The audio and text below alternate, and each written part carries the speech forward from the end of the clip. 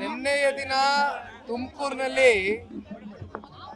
ಸರ್ಕಾರಿ ಕಾರ್ಯಕ್ರಮ ಆಯೋಜನೆ ಮಾಡಿಕೊಂಡು ಸಾಧನಾ ಸಮಾವೇಶ ಅಂತ ಹೆಸರು ಕೊಟ್ಕೊಂಡು ನಿನ್ನೆಯ ದಿನ ಮುಖ್ಯಮಂತ್ರಿಗಳು ಉಪಮುಖ್ಯಮಂತ್ರಿಗಳ ಆದಿಯಾಗಿ ಸಂಪೂರ್ಣ ಸಚಿವ ಸಂಪುಟವು ಕೂಡ ನಿನ್ನೆ ತುಮಕೂರಿನಲ್ಲಿ ಮಾತನಾಡಿರ್ತಕ್ಕಂಥ ಎಲ್ಲ ವಿಚಾರವನ್ನ ಕೇಳಿದ್ದೀನಿ. ನಿನ್ನೆ ಒಂದು ಉಪಮುಖ್ಯಮಂತ್ರಿಗಳು ಒಂದು ವಿಚಾರವನ್ನ ವ್ಯಕ್ತಪಡಿಸಿದ್ರು. ನಾನು ಅದನ್ನ ಗಮನಿಸಿ ಇವತ್ತು ನನ್ನ ವಿಚಾರವೂ ಕೂಡ ಮುಂದಿಟ್ಟಿದ್ದೀನಿ. ಜನತಾದಳ ಪಕ್ಷ ಕೇವಲ 17 ಸ್ಥಾನವನ್ನ ಪಡ್ಕೊಂಡು ಬಹಳ ಅತ್ಯಂತ ಕಮ್ಮಿ ಸಂಖ್ಯೆಗೆ ಇಳಿದುಬಿಟ್ಟಿದೆ ಅಂತಕ್ಕಂಥದ್ದನ್ನ ಡಿ ಕೆ ಶಿವಕುಮಾರ್ ಅವ್ರು ಮಾತಾಡಿದ್ನ ನೋಡಿ ನಾನೊಂದು ಪ್ರಶ್ನೆ ಅವ್ರಿಗೆ ಕೇಳಲಿಕ್ಕೆ ಬಯಸ್ತೇನೆ. 136 ಜನ ಶಾಸಕರನ್ನ ಹೊಂದಿರತಕ್ಕಂಥ ಕಾಂಗ್ರೆಸ್ನ ಪಕ್ಷದ ಉಪಮುಖ್ಯಮಂತ್ರಿಗಳು, ಅದೆಂತದ ಅವ್ರದ್ದು ಡಿಸೈನ್ ಬಾಕ್ಸ್ ಅಂತ ಒಂದು ಟೀಮ್ ಇದೆಯಲ್ಲ, ಅಲ್ಲೊಂದು ಕಚೇರಿನಲ್ಲಿ ಪಾಪ ಡಿ ಕೆ ಸಾಹೇಬರು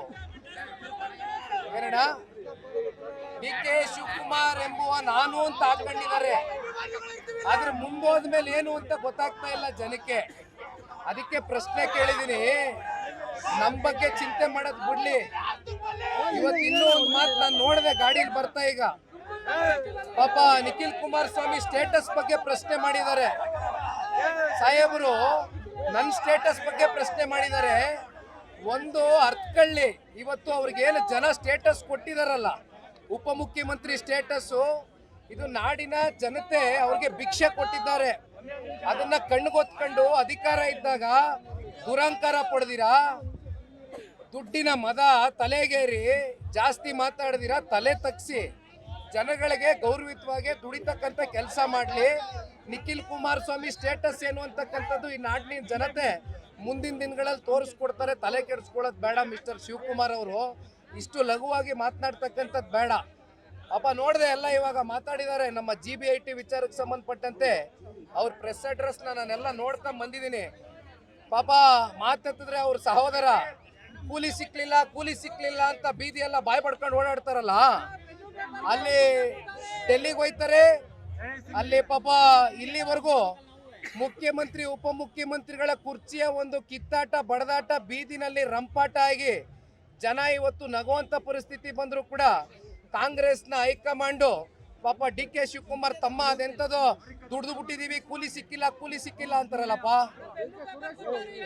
ಆ ಮೊದ್ಲು ಕೂಲಿ ತಗೋ ಬರ್ಲಿ, ಅದೆಂತದೋ ದುಡ್ದವ್ರಂತೆ, ಕೂಲಿ ಸಿಕ್ಕಿಲ್ವಂತಲ್ಲ, ಕೂಲಿ ಇಸ್ಕೊ ಬರ್ಲಿ, ಹೋಗಿ ಡೆಲ್ಲಿಗೆ ಹೋಗಿ ಕೂಲಿ ಇಸ್ಕೊ ಬರ್ಲಿ. ಜನ 136 ಜನ ಸೀಟನ್ನು ಗೆಲ್ಸ್ಕೊಟ್ಟವ್ರೆ. ಕುಣಿನಾರ್ದೇ ಇರೋರು ನೆಲ ಡೊಂಕಂದಂಗೆ ಅವ್ರು ಹತಾಶರಾಗದೆ ಆಗಿರ್ತಕ್ಕಂಥದಕ್ಕೆ ಇವೆಲ್ಲ ಚರ್ಚೆ ಇರೋದು. ನಿಖಿಲ್ ಕುಮಾರಸ್ವಾಮಿ ಸ್ಟೇಟಸ್ ಬಗ್ಗೆ ಚರ್ಚೆ ಬೇಡ. 2028ಕ್ಕೆ ಇದೇ ಮಾನ್ಯ ಡಿ ಕೆ ಶಿವಕುಮಾರ್ ಮಾಜಿ ಆಗ್ತಾರೆ, ಹಾಲಿಯಾಗಿರೋದಿಲ್ಲ. ಯಾವ್ರಿಗೂ ಅಧಿಕಾರ ಶಾಶ್ವತ ಅಲ್ಲ. ದಯವಿಟ್ಟು ಮಾತಾಡೋದಕ್ಕಿಂತ ಮುಂಚೆ ಎಚ್ಚರಿಕೆಯಿಂದ ಮಾತಾಡೋದು ಬೇಡ. ಗ್ಯಾರಂಟಿ ನ್ಯೂಸ್, ಸುದ್ದಿ ಖಚಿತ, ನ್ಯಾಯ ನಿಶ್ಚಿತ.